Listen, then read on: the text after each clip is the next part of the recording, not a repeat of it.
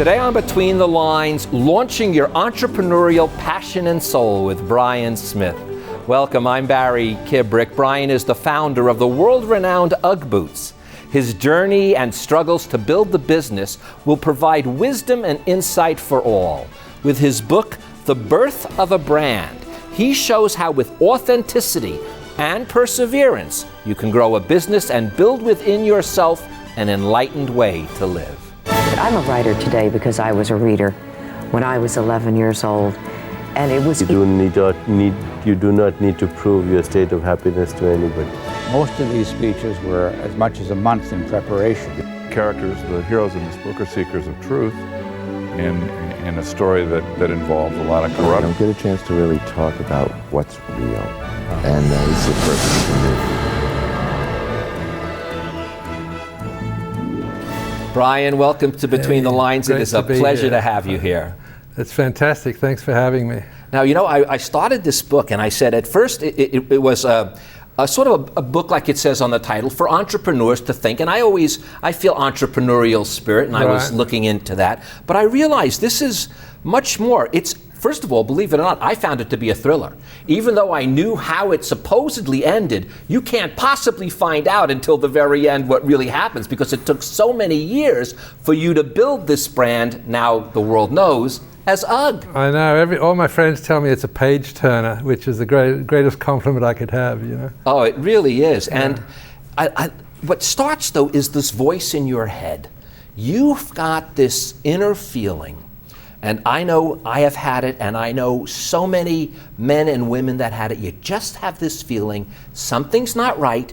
You're not living what you're meant to be doing. You're not fulfilling whatever the mission is that you've been put on this planet for. And that voice comes to you and basically starts you on the road. It really does. I can remember wondering what I was going to do with my life, and I just discovered yoga, and I was in one of my very early meditations, you know, and I was really disconcerted. I was an accountant and hated it. I'd already quit from being an accountant, and in that meditation it just came to me that, you know, all of the coolest trends are coming out of California, and I got goosebumps, and that's usually, I didn't know it for years, but now it's happened so often. I'm just totally convinced it's my inner spirit telling me in a physical way that, hey, you're on the right track, you know? Wow, and you were on the right track. Yeah. And for an entrepreneur, and this has been my belief, and I've been preaching it, I told you there are certain things, we had so much similarities, I was sharing it with my family,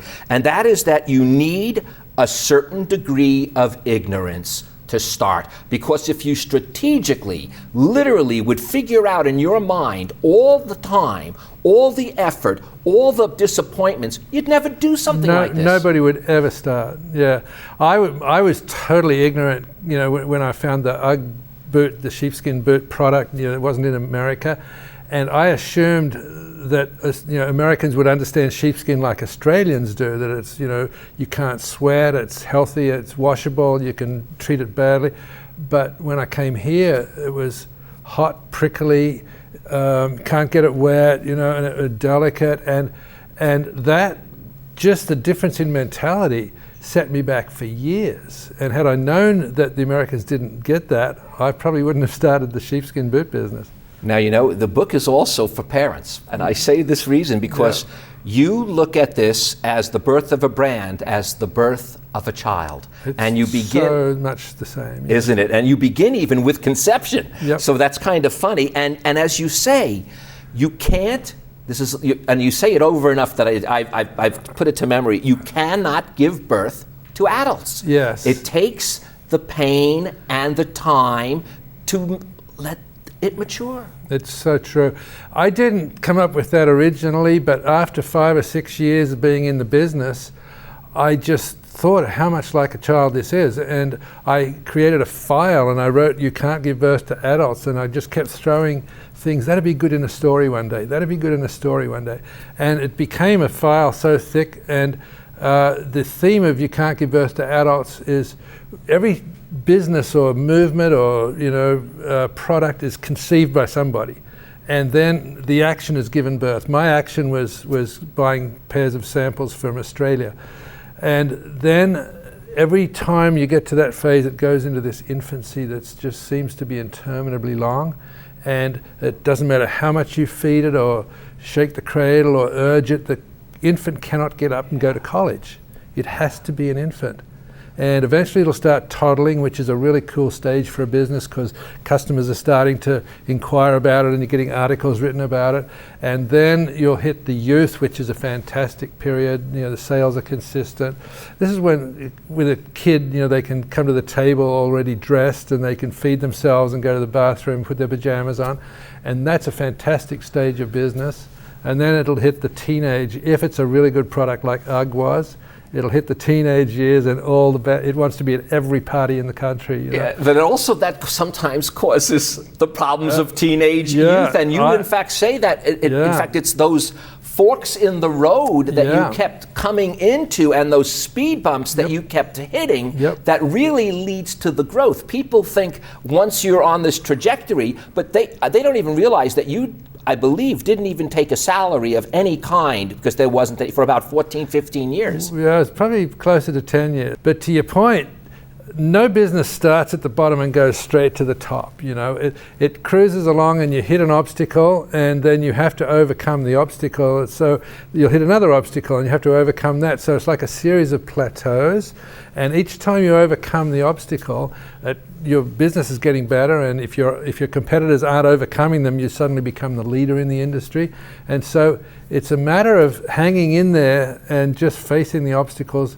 And I have another great saying, which is that the quickest way for a tadpole to become a frog is to live every day happily as a tadpole.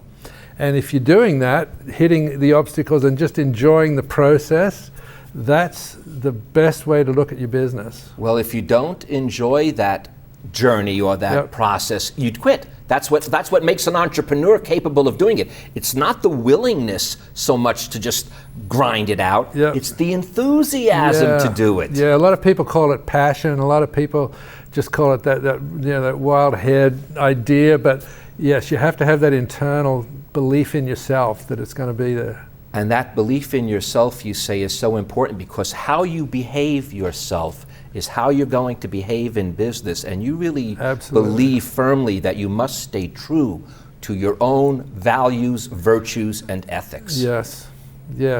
It's there are a lot of temptations along the way to shortcut something or to sidetrack something, but you really have to be true to yourself and know that what you're doing is the right thing done the right way.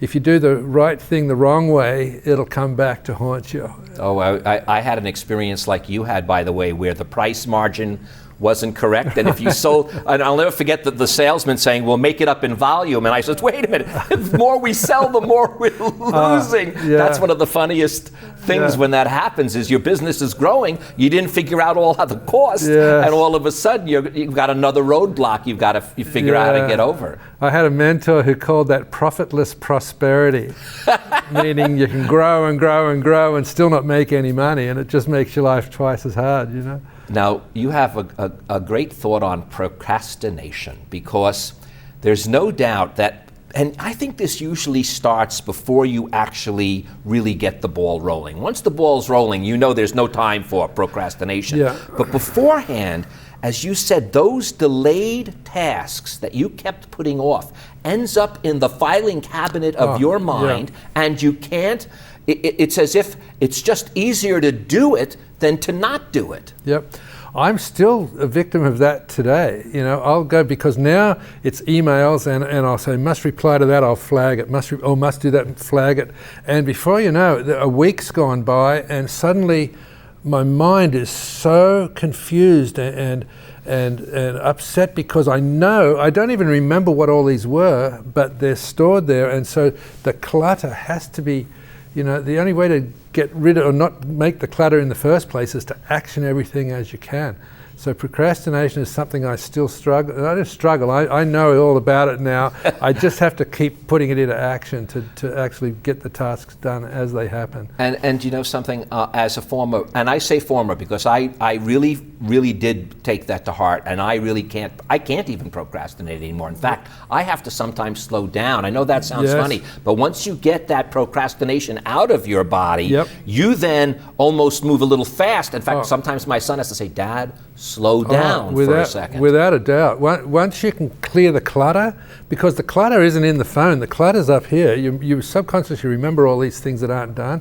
Once you clear that clutter, you can really move much faster. Now, the one thing that in every business, whether it's from show business to being a lawyer to being an entrepreneur and a brand, you're always worried about the competition. And you give us an advice that says, do not obsess over the competition, because if you're the true creative entrepreneur or the true creative, whether it's a lawyer or teacher, whatever it might be, then everyone else is just imitating you. You're the one with the vision. You've got to relax about that. And I found that, though, now that's the harder thing for me to do was, wait, why is that guy, he's 2 years younger than me and he's already here, or they've been only in business for 3 months, and why are they making more money than me? I developed a mantra, and I made everybody in the company realize this, that the way to lead is to get out front first and then run faster. And how we put that into action is that we would put a new style and color palette together for a trade show, and then all the other competitors would see what we'd done, and then the next show they'd come in and have exactly the same line. And if we hadn't thought of new product, new styles and new offerings, we would just be one of the mob. But they never had the creativity to create what I was doing each year and keeping the leadership of that category alive. And it's all about being out front and running faster. And you know what else it is too? It is the fact that your product is better.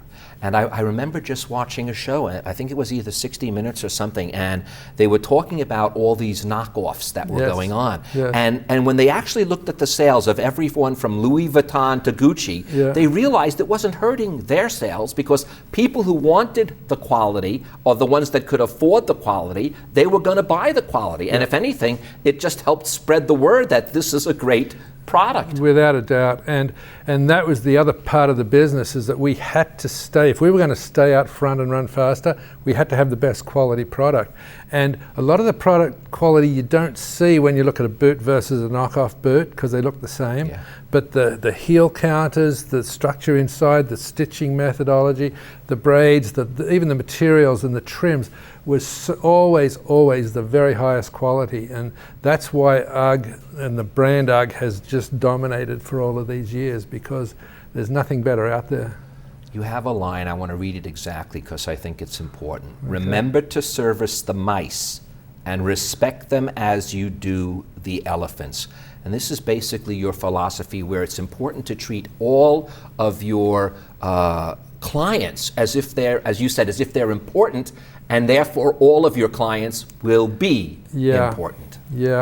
That quote came from the buyer at one of the big department stores when I'd made my best ever sales presentation, and he just looked at me and said, "Why are you here?" And I said, "Because I want to get an order for the mall stores." And he goes, "Brian, don't you get it? We are the elephants. We don't move till the mice are running around under our feet."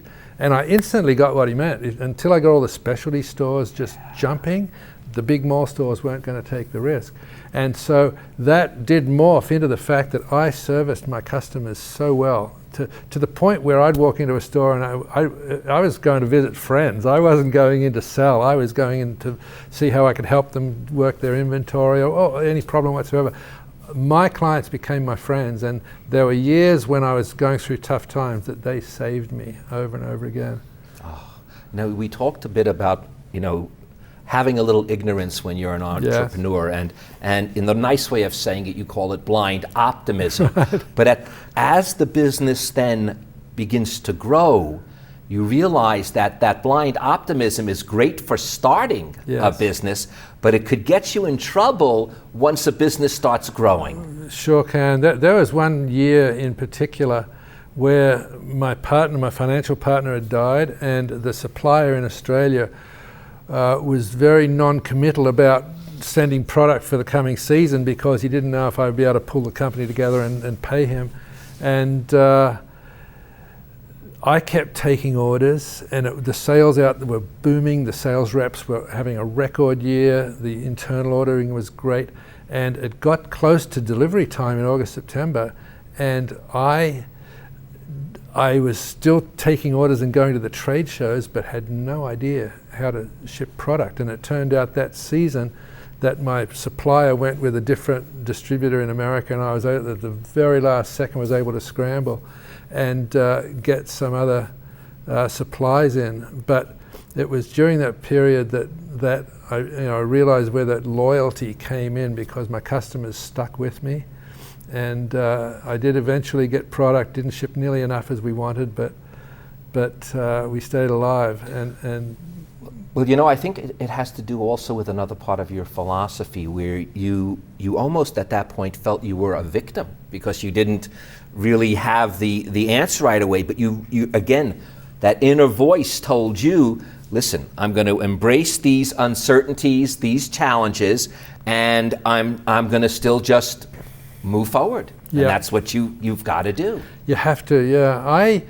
I wrote down like 25 years ago a mantra that I've carried forward in my daily planner every year, and it's feast upon uncertainty, fatten upon disappointment, enthuse over apparent defeat, and invigorate in the presence of difficulties. And those four statements... No, one more time. I think I'm going to actually put them down as you say them. One more time, Brian. Come on, it's too good. Feast upon uncertainty, fatten upon disappointment, enthuse over apparent defeat, and invigorate in the presence of difficulties. And that takes the victimization out of the equation. You can never say, poor me. Each one of those is an action item. And now I look at things that have happened, potential disasters, and I go, bring it on, I've seen worse, and my whole attitude has changed in everything I do now because of those four statements. And it's a very, very empowering piece of information. Now, before those four statements, though, came into reality, there's a scene in the book, and as I say a scene because it does read like a thriller sometimes, right. And you're basically crawling on the floor to your bedroom out of depression, out of anxiety, out of stress, and your wife, Laura, comes to the rescue. She says, straighten up, walk like a man, you're not giving in right now, I'm not allowing it. And I had I told you we shared I had the exact same experience with my wife, and I was ready to give up, just stop this show. I wasn't making money, I didn't want to do it anymore. She was the one that refused to let me do that. Isn't that fantastic? Yeah, that was a period where I had to buy new investors in, and the contract I signed, I thought I was bringing in 3 new partners, but there was a proviso. I didn't get my 25% till I finished this little trademark lawsuit. And when that was pointed out to me that I wasn't an owner anymore, I just went into this shock and depression. And it took 2 or 3 days of figuring out what I wanted to do. And it was that night where I was watching TV and I started crawling to bed. She just flipped and said, get up now and walk to bed like a man, And it was like, Atlas Shrugged with the world on his back.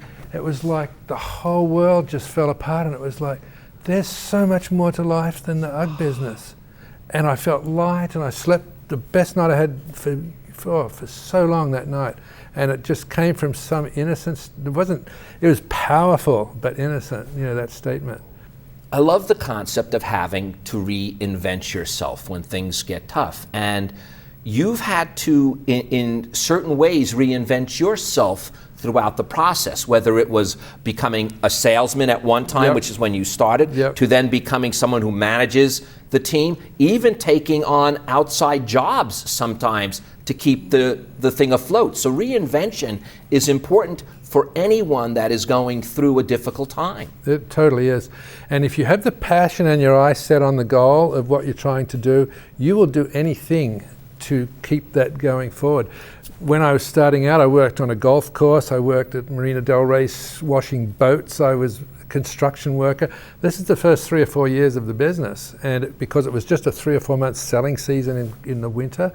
And as it got bigger and bigger, I had to, especially as it got up into the 5, 10, 15 million range, when we had boards of directors and we had management, I was a great entrepreneur, but I found I didn't function well in committees where you have to dumb down the decisions to the common denominator, and it was very frustrating. I had to reinvent myself from being the doer to being the administrator, to being the director, to letting other people go with their things, and that was the biggest jump. It was like pulling fingernails for me to take all these tasks away, but I knew I had to do it. Just if the thing was going to grow, I had to get out of the way and let them take it on. Well, and the way I think you were able to do it with some peace of mind is you always believed in honest communication. Yeah. And when you read it, you see yourself sharing yourself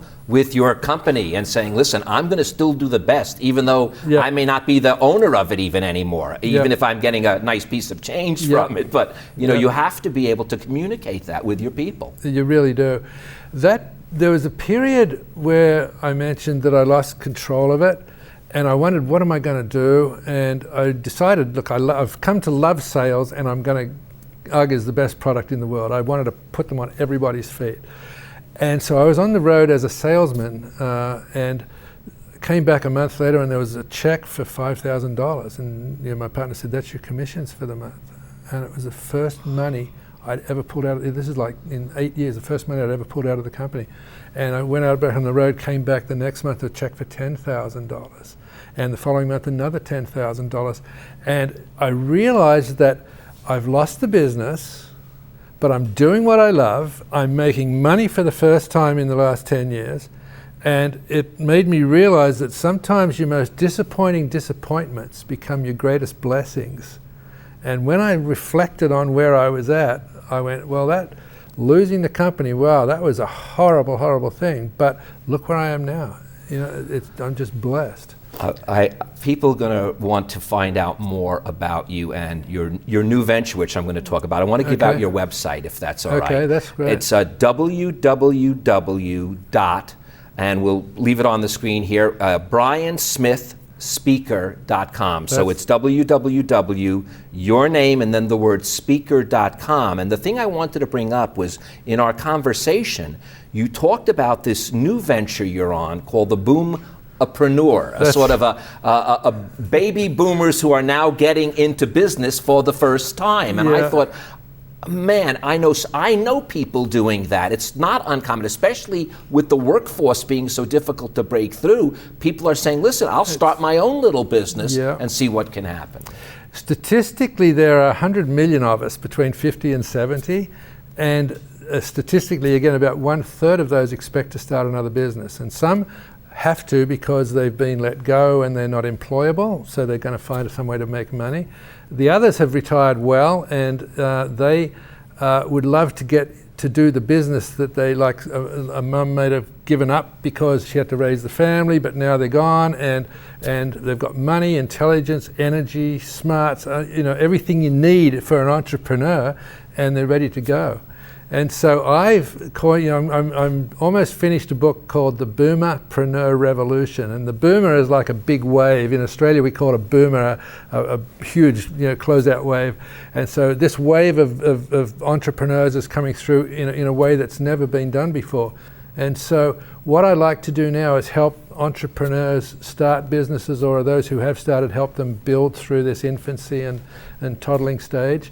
And so I'm working on a series of edu tours where we bring people who want to have fun and travel, but also want to build a legacy for themselves. So through travel, you pick up on ideas that you don't see when you're back home, and that could be the spark of helping build a charity that will help so and so.